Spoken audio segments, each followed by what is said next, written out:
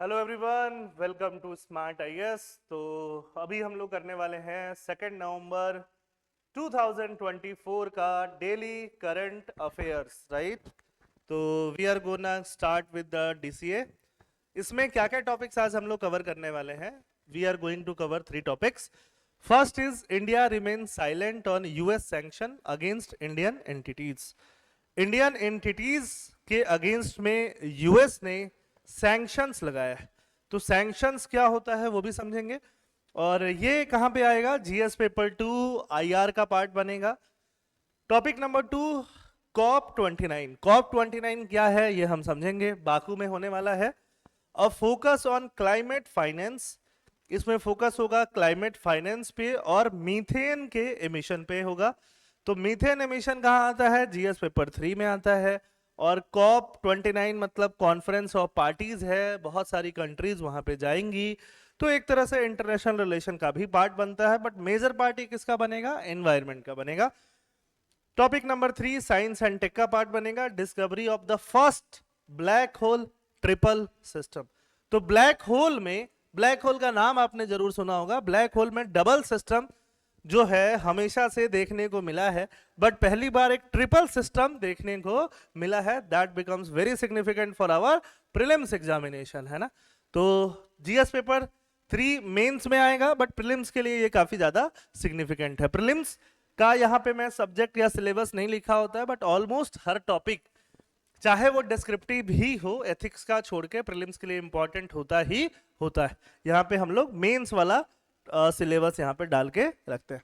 तो first topic, India remain silent on US sanction against Indian entities. तो US ने sanction लगाया है, यूएस ने सैंक्शन इंडियन एंटिटीज पे लगाया है और इंडिया उस पे क्या रह गया? इंडिया उस पे साइलेंट रह गया। तो इसको हम समझते हैं कि क्या हुआ है अभी। जैसे कि रशिया यूक्रेन वॉर चल रहा है ना। रशिया यूक्रेन वॉर में यूएस कौन से साइड है? यूएस जो है, यूएस वो यू के साइड है, मतलब यूक्रेन के साइड।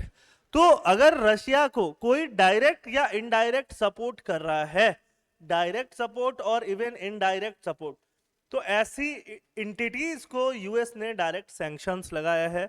डायरेक्ट क्या लगाया है? सैंक्शंस।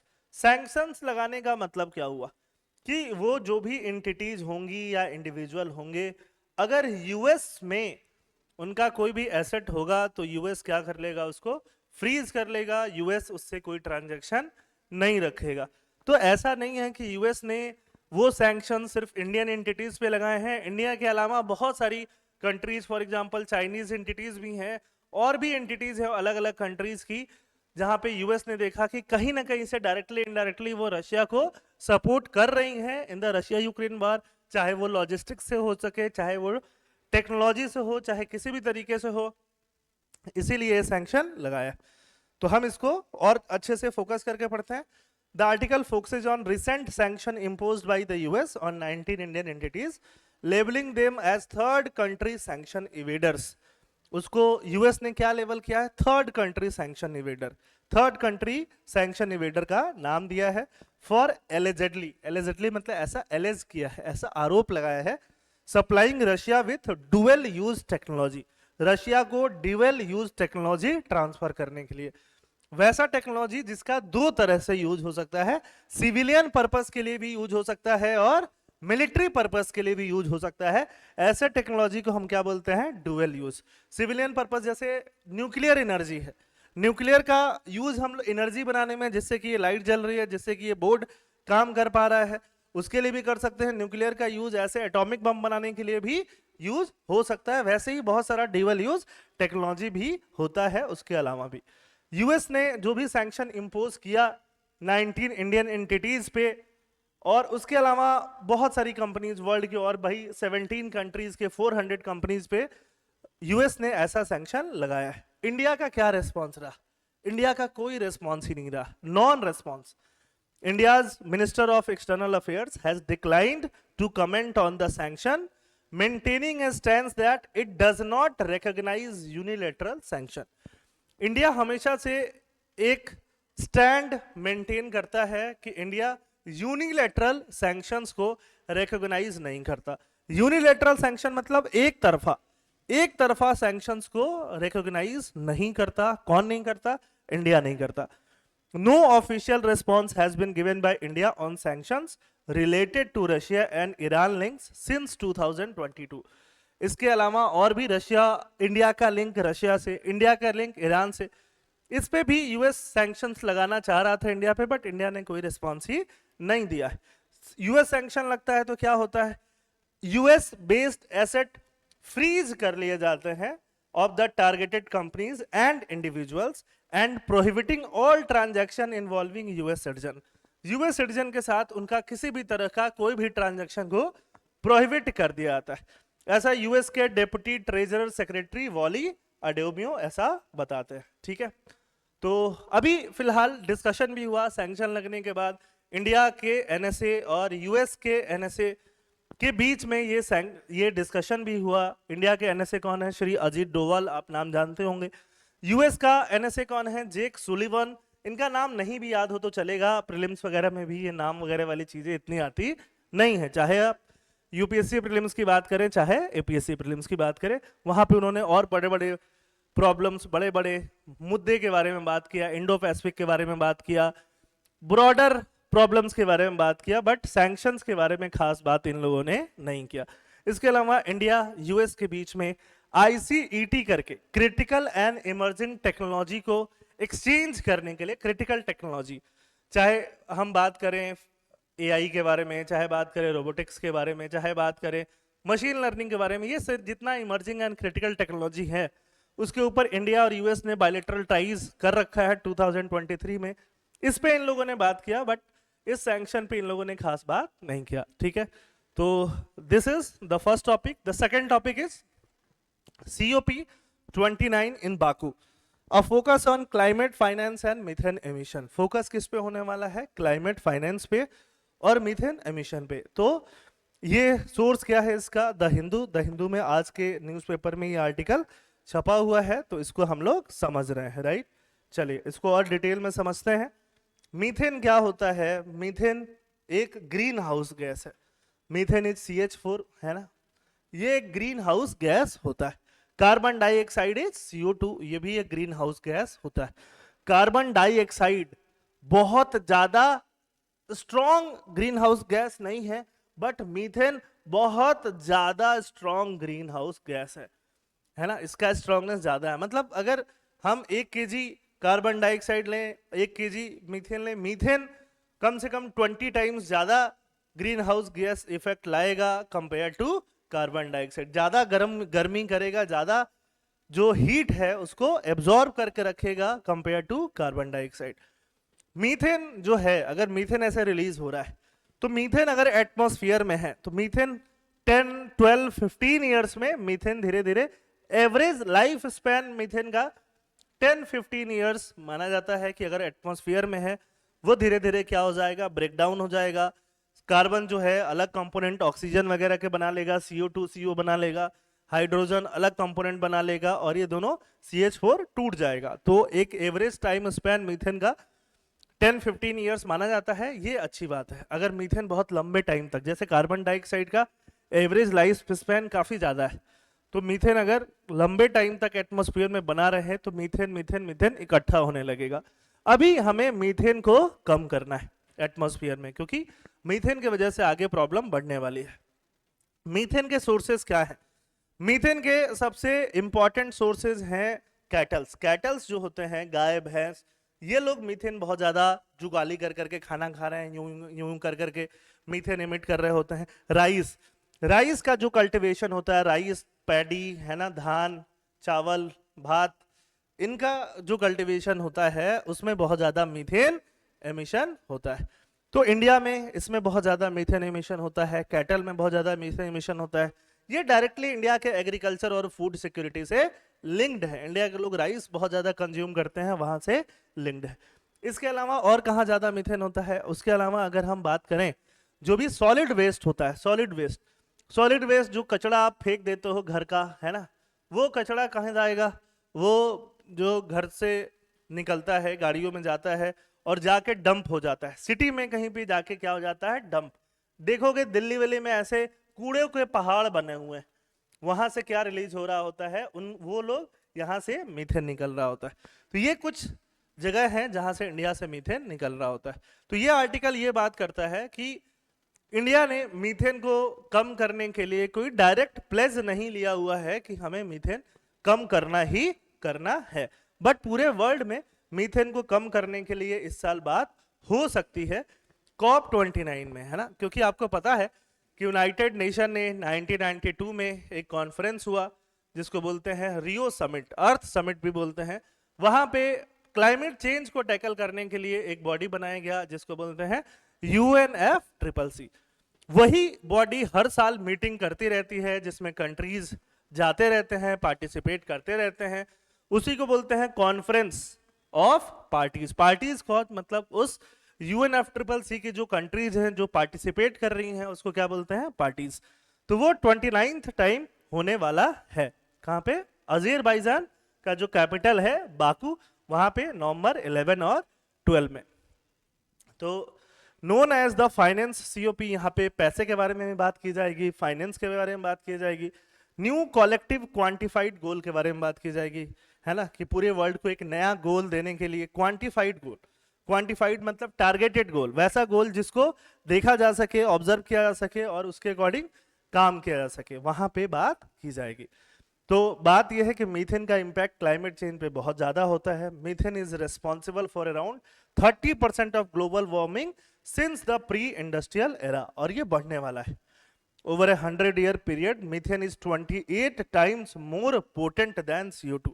अगर हम 100 years की बात करें, मीथेन CO2 के कंपैरिजन में 28 टाइम्स ज्यादा स्ट्रांग है गर्मी करने के लिए, ग्लोबल वार्मिंग करने के लिए। और सिर्फ हम अगर 20-year पीरियड लें लास्ट, तो मीथेन 84 टाइम्स ज्यादा स्ट्रांग है किससे, कार्बन डाइऑक्साइड से। तो आप सोच पा रहे हो कि मीथेन लास्ट 20 years में कितना ज्यादा रिलीज हुआ है और रिलीज हो के कहाँ आया है, इन्वायरमेंट में आया है, और कितना ज्यादा ग्लोबल वार्मिंग को प्रोड्यूस कर रहा है। Reducing methane emission is crucial for slowing near term temperature increase. Near term में टेम्परेचर इंक्रीज नहीं हो, buying time for necessary long term carbon dioxide reduction. अगर मीथेन को हम कम कर लेंगे तो 10-15 साल, जैसा मैंने बताया मीथेन का लाइफ टाइम होता है, मीथेन ब्रेकडाउन हो जाएगा तो हमारे पास टाइम ज्यादा रहेगा कि हम कार्बन डाइऑक्साइड को धीरे धीरे कैसे रिड्यूस कर पाए उसके बारे में सोचने के लिए। अदरवाइज जो टाइम है वो मीथेन खा जाएगा। मीथेन को रिड्यूस करना is very very important. UPSC ने 2-3 बार प्रीलिम्स में मीथेन के ऊपर क्वेश्चन पूछ रखा है और डिटेल में प्रीलिम्स में क्वेश्चन पूछ रखा है। APSC के लिए भी आप तैयार रहे, ऐसे क्वेश्चन आपको देखने को जरूर मिलेगा, है ना। UNFCCC के बारे में तो मैंने बताया आपको 1992। US चाइना कोलैबोरेट कर रहे हैं मीथेन को कम करने के लिए, और COP 28 में उनकी ये सब बातें जारी रहेंगी। इन नवंबर 2028 China release it's first national methane control plan. China ने मीथेन कंट्रोल प्लान भी लाया है, focusing on capacity building without setting specific reduction target. कोई रिडक्शन टारगेट सेट नहीं किया, बट कैपेसिटी बिल्डिंग पे फोकस कर रहा है कि कैपेसिटी बिल्ड किया जाए कंट्री का, जिससे कि वो लोग पूरा मीथेन के एमिशन को क्या कर पाए, कम कर पाए। This move demonstrate China's acknowledgement of methane as a priority area and opens avenue for continued cooperation with US. US के साथ उनका कंटिन्यूड कोऑपरेशन हो सके उसके लिए वो रास्ता बनाते हैं। इंडिया के बारे में बात करते हैं। India is 3rd largest emitter of anthropogenic methane. Anthropogenic मतलब ह्यूमन जनरेटेड। ह्यूमन जनरेटेड मतलब हमारे, अब ऑब्वियसली अगर कैटल्स हम बहुत ज्यादा पाल रहे हैं तो हम ही पाल रहे हैं, ऐसा उसको भी एंथ्रोपोजेनिक बोल सकते हैं हम लोग। एंथ्रोपोजेनिक मीथेन में इंडिया 3rd लार्जेस्ट एमिटर आता है। According to India's 3rd biennial update report, it emitted 409 million ton of CO2 equivalent methane primarily from agriculture. हमारा मीथेन मैक्सिमम कहां से जनरेट होता है, एग्रीकल्चर से, 74%। This data is very very important, मैं आपको बताऊंगा कैसे इस डेटा को यूज करोगे। Followed by waste. वेस्ट जो होता है, जो आप कूड़ा करकट फेंक देते हो, है ना, मतलब पन्नी में रोज किचन में आपके खाना बनता है, वेस्ट, उससे भी क्या प्रोड्यूस होता है, मीथेन, है ना, और उसको आप डाल देते हो, जो भी सफाई कर्मचारी आते हैं उसको लेके जाते हैं और कहीं पर डंप कर देते हैं, वो वेस्ट। एनर्जी में भी मीथेन होता है, एनर्जी जो भी प्लांट्स है, और इंडस्ट्रियल प्रोसेस में भी क्या निकलता है, मीथेन निकलता है। Methane emission also contribute to air pollution. Methane emission से एयर पॉल्यूशन होता है। With incident like Bhalswa dump site fire. Dump site पे आपको क्या दिखेगा? फायर, क्योंकि मीथेन जो है एक ज्वलनशील गैस है, मतलब मीथेन जो है वो जलेगा, है ना, वो जैसे जल के वो भी जलने वाला गैस है, आराम से उससे आप यूज कर सकते हो, खाना बनाने और बाकी सब प्रोसेस के लिए भी यूज होता है। कई बार बायोगैस गांव में लोग बनाते थे, उसमें भी क्या होता है? मीथेन होता है। तो ऐसे कचड़े से जो मीथेन उठ रहा है, वहां पे किसी ने सिगरेट पी के फेंक दिया, उस पे पूरा क्या लग जाता है? फायर हो जाता है वहां पे। चैलेंजेस एंड स्ट्रेटेजिक अपॉर्चुनिटीज क्या है? Agriculture specially live stock and rice cultivation. मैंने बताया live stock and rice cultivation methane generation को डोमिनेट करते हैं इंडिया में, है ना। Rice cultivation and live stock, तो आप ध्यान रखो इंडिया में अगर हम बात करें मीथेन, और मीथेन के लिए अगर 74% कौन जिम्मेदार है? 74% अगर एग्रीकल्चर जिम्मेदार है। एग्रीकल्चर में भी दो चीजें, राइस और एग्रीकल्चर में क्या होता है? Live stock. तो लाइव स्टॉक रियरिंग, है ना, अगर अगर लोग वेजिटेरियनिज्म की तरफ बढ़ेंगे, वेजिटेरियनिज्म या वेगनिज्म की तरफ बढ़ेंगे, ज्यादा अच्छा टर्म क्या है? वेगन।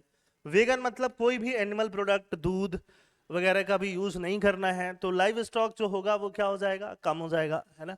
तो ये चीज भी आप सॉल्यूशन में लिख सकते हैं। और राइस बहुत इंपॉर्टेंट है, राइस को सबसे सब्स्टिट्यूट करना है किससे? मिलेट से। तो ये बहुत सॉल्यूशन वाला चीज हो जाता है। और मिलेट से सब्स्टिट्यूट तो करना ही है, उसके अलावा राइस जो होता है, राइस का जो कल्टीवेशन होता है कैसे होता है?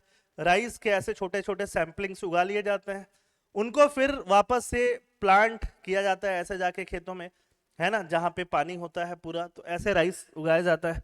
राइस को एक दूसरे तरीके से भी लगाया जा सकता है जिसको बोलते हैं डायरेक्ट सीडिंग ऑफ राइस। मैंने पहले भी direct seeding of rice cover किया होगा करंट अफेयर्स में। डायरेक्ट सीडिंग ऑफ राइस मतलब आपको एक बार राइस लगा के फिर दोबारा दूसरे खेत में जहां पे पानी है वहां राइस लगाने की जरूरत नहीं है। अगर आप फ्लडेड वाटर में, मतलब जहां पे पानी है काफी, वहां पे अगर आप राइस लगाते हो वहां मीथेन जनरेशन ज्यादा होगा। अगर आप डीएसआर टेक्निक का यूज करते हो, डायरेक्ट सीडिंग ऑफ राइस, मतलब एक ही बार में राइस को कल्टीवेट कर दिया जाए, वहां पे राइस जो है वहां पे मीथेन का एमिशन जो है वो कम होगा। तो एक तो राइस को सब्स्टिट्यूट करना है विथ मिलेट्स, ये आपके हेल्थ के लिए भी अच्छा है, हमारे हेल्थ के लिए भी अच्छा है, एनवायरनमेंट की हेल्थ के लिए भी अच्छा है, क्लाइमेट चेंज के लिए भी बहुत ज्यादा सुटेबल है। साथ में हम राइस इतना कंज्यूम भी नहीं करते जितना, बहुत ज्यादा राइस हम लोग एक्सपोर्ट भी करते हैं, तो उसको भी हमें कंट्रोल करना है। और राइस अगर कल्टीवेट जो भी करते हैं उसके लिए हम कौन सा टेक्निक यूज कर सकते हैं? डायरेक्ट सीडिंग ऑफ राइस का टेक्निक यूज कर सकते हैं। तो that is going to be very useful अगर हमें मीथेन को रिड्यूस करना है। उसके अलावा क्या है? India has not joint global methane pledge. ये प्रीलिम्स में आ सकता है कि क्या इंडिया ने ग्लोबल मीथेन प्लेज लिया है? बिल्कुल नहीं। इनिशिएटिव किसका है? यूएस का, यू का। ये एम करता है कि 30% मीथेन का लेवल कम हो जाए, जो 2020 में था उससे 30% कम हो जाए। कब तक? 2030 तक, क्योंकि इंडिया में एग्रीकल्चरल कंसर्न है। बट यूएस और चाइना मीथेन कम करने के लिए बहुत ज्यादा आगे आ रहे हैं। इंडिया के वेस्ट मैनेजमेंट में हमने बहुत रेगुलेटरी फ्रेमवर्क अच्छा बनाया हुआ है, बट लोकल कैपेसिटी हमारी अच्छी नहीं है। लोकल कैपेसिटी मतलब अगर कूड़े उठाने के लिए सफाई कर्मचारी आते भी हैं डेली, है ना, म्यूनसिपालिटी वाले लोग डेली आते भी हैं, तो भी ये सारा कूड़ा कहीं डंप साइट पे जाके जमा हो जाता है। हम लोग वेस्ट को प्रोसेस करने वाला प्लांट नहीं बनाते, या हर सिटीज में ऐसे प्लांट नहीं है। कहीं कहीं फॉर एग्जांपल इंदौर में वेस्ट से बायोमीथेन बनाने का प्लांट है, उस मीथेन को यूज कर लेते हैं एनर्जी में। अगर वो मीथेन अपने से उठता रहेगा, इन्वायरमेंट में जाएगा, तो क्या प्रोड्यूस करेगा? हीट प्रोड्यूस करेगा। तो इंदौर को जनरली क्लीनेस्ट सिटी का टैग मिलता रहता है, क्योंकि जो वेस्ट जनरेट होता है उससे वो एनर्जी भी बना लेते हैं। तो हर सिटी में, इनफैक्ट हर टायर 1 सिटी, हर टायर 2 सिटी, हर टायर 3 सिटी में भी ये वेस्ट टू एनर्जी प्लांट होना चाहिए। गोवर्धन स्कीम हमने चलाया हुआ है। गोवर्धन मतलब जो गोबर होता है, गाय का गोबर वगैरह, उससे भी एनर्जी प्रोड्यूस करने वाला चीज। स्वच्छ भारत मिशन अर्बन 2, ये सारी चीजें हमारा मॉडल्स हैं, जैसे कि हम वेस्ट को किस में कन्वर्ट करने की कोशिश करते हैं? एनर्जी में। एग्रीकल्चर को के लिए क्या करते हैं? हमारा मॉडल है national mission for sustainable agriculture. ये national model for sustainable agriculture जो पॉलिसी चल रहा है एग्रीकल्चर को लेके, जहां ऑर्गेनिक और क्लाइमेट रेजिलिएंट एग्रीकल्चर पे फोकस किया जाता है, राइस कल्टीवेशन के लिए टेक्निक्स पे भी, है ना, ग्रीन फॉडर प्रोडक्शन पे बात की जाती है, ठीक है। तो ये सब कुछ स्कीम्स या कुछ तरीके हैं जो इंडिया ऑलरेडी अडॉप्ट किया हुआ है मीथेन के रिडक्शन को कम करने के लिए। अब मैंने ये बात किया ओवरऑल बाकू में क्या होने वाला है, अजरबैजान में क्या होने वाला है, क्लाइमेट के ऊपर बात होने वाली है, क्लाइमेट चेंज में मीथेन को कैसे कम करें, क्लाइमेट फाइनेंसिंग के ऊपर बात होने वाली है। तो इंडिया यहाँ पे डायरेक्टली बात कर सकता है, नेगोशिएट कर सकता है कि इंडिया को क्या चाहिए, पैसे चाहिए, क्लाइमेट फाइनेंस चाहिए, सो दैट इंडिया क्या कर पाए, so that India methane emission को साइंटिफिकली कम कर पाए। Opportunity for support through US China methane partnership, India को अगर सपोर्ट चाहिए तो इंडिया ये सब काम कर सकता है ना। साथ साथ में जो भी वेस्ट मैनेजमेंट सेक्टर है, कैपेसिटी बिल्डिंग है, टेक्निकल असिस्टेंस है, ये सारा यूएस और चाइना से इंडिया हेल्प सीख कर सकता है। Data gaps and need for improved monitoring, तो यहाँ पे डेटा गैप भी बहुत होता है। सैटेलाइट के इमेज ऐसा दिखाते हैं कि सिर्फ 5-10% ही वेस्ट का मीथेन जनरेशन नहीं है। मीथेन जनरेशन दिल्ली मुंबई जैसे सिटीज में वेस्ट से जो मीथेन जनरेशन होता है वो काफी ज्यादा है। अब दिल्ली मुंबई जैसे सिटीज में क्या है, बड़े बड़े डंप साइट है, डंप जहां पे पहाड़ बन रखा है किसका, कूड़े का, करकट का, वहां पे इतना मीथेन जनरेट हो रहा है, तो ऑब्वियसली सिटीज ज्यादा गर्म क्यों नहीं होंगी पहले से। अगर 20 साल की बात करो तो 20 साल पहले, है ना, गुवाहाटी में भी बहुत लोगों के घर में एसी नहीं होगा या एसी की जरूरत नहीं पड़ती होगी, बट आज पड़ती है ना। उसमें एक बहुत बड़ा रोल किसका है, मीथेन का भी रोल है। हमें डंप साइट्स को हटाना होगा। डंप साइट की जगह जो भी वेस्ट है वो कहाँ जाए, प्लांट में जाए, वहां से जो मीथेन कन्वर्ट हो वो हमारे लिए एनर्जी का काम भी करेगा। ऐसा करने की जरूरत है। एडवांसिंग इंडिया मीथेन रिडक्शन गोल, इंडिया को COP29 में क्या करने की जरूरत है, बात करने की जरूरत है कि इंडिया को और ज्यादा वो लोग टेक्नोलॉजी और फाइनेंस दे सके मीथेन को कम करने के लिए। Third and last topic for the day, discovery of the first black hole triple system. Black hole क्या होता है? ब्लैक होल है एक तरह का स्टार ही, है ना, जो ब्लैक होल है, काला होल जो दिखता नहीं है। कैसे नहीं दिख रहा है? नहीं दिखने के लिए भी बहुत सारा चीज होता है ब्लैक होल में, जिसको हम लोग अभी समझ सकते हैं। देखो, ब्लैक होल का नाम आपने बहुत बार सुना होगा, एक बार और सुन लो।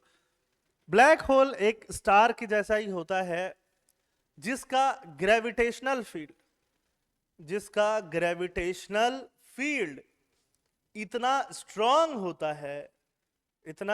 होता है कि इवन यहां से लाइट भी जो है वो लाइट एस्केप नहीं कर पाता।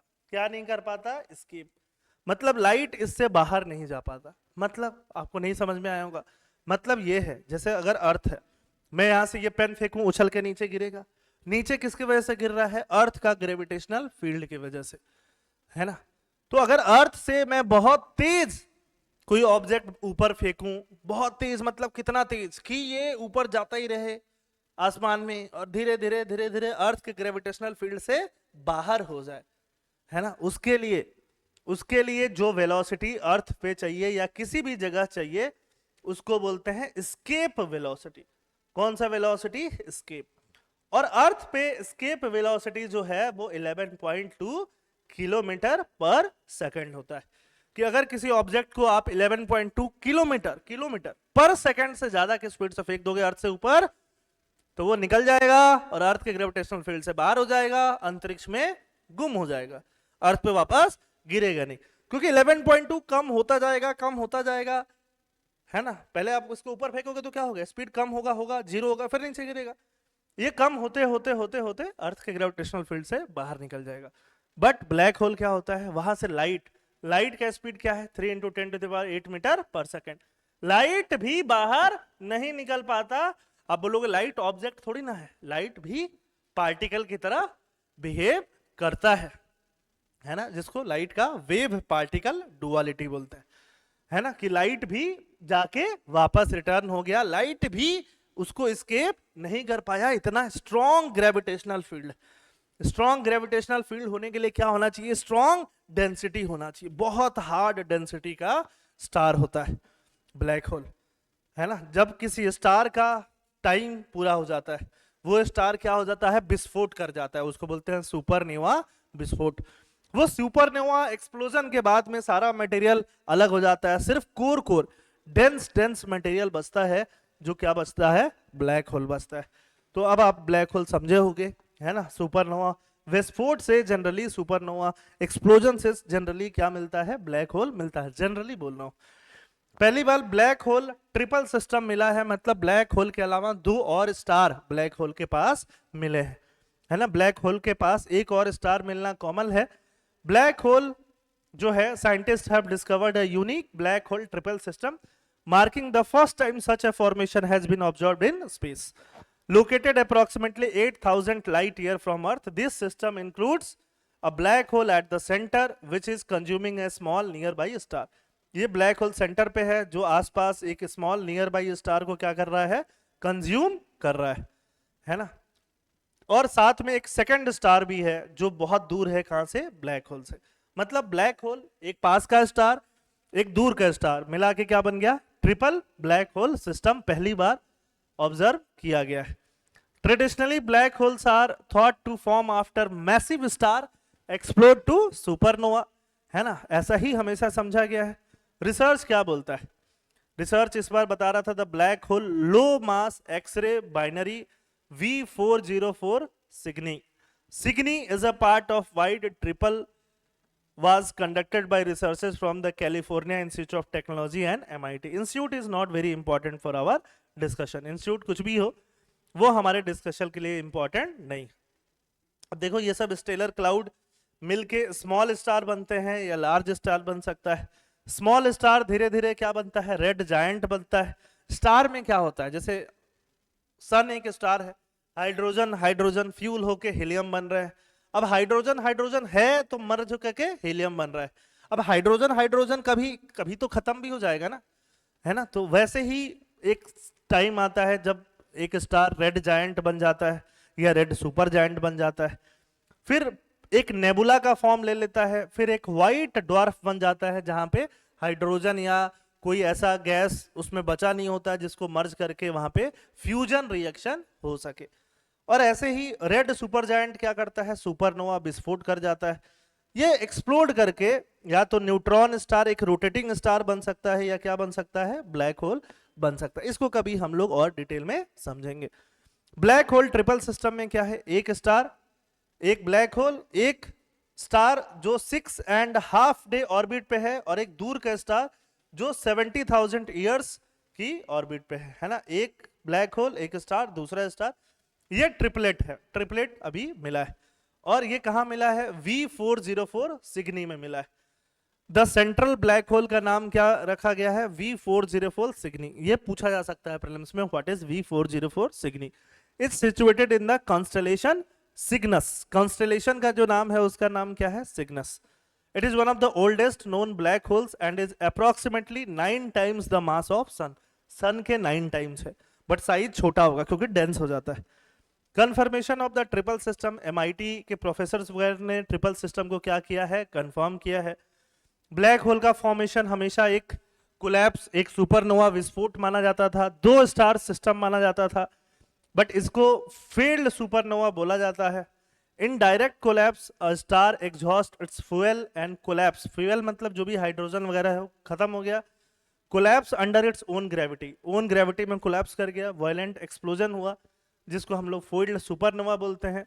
This process allows the black hole to retain its outer star as no matter is expelled, है ना। कई बार अगर ऐसा होता है, अगर एक स्टार है ना, इसका फ्यूल खत्म होगा, फ्यूल खत्म हो गया तो अपनी ही ग्रेविटी में क्या होगा, अपनी ग्रेविटी में कोलैप्स होने वाला है। तो कोलैप्स हो जाएगा तो अंदर ये बचेगा और बाहर इसका मेन स्टार, मेन मटेरियल बच जाएगा। तो जनरली फील्ड सुपरनोवा में एक ब्लैक होल और दूसरा एक स्टार, 2 चीजें प्रोड्यूस हो रही होती, बट यहाँ पे क्या प्रोड्यूस हुआ है, ट्रिपल सिस्टम प्रोड्यूस हुआ है ना।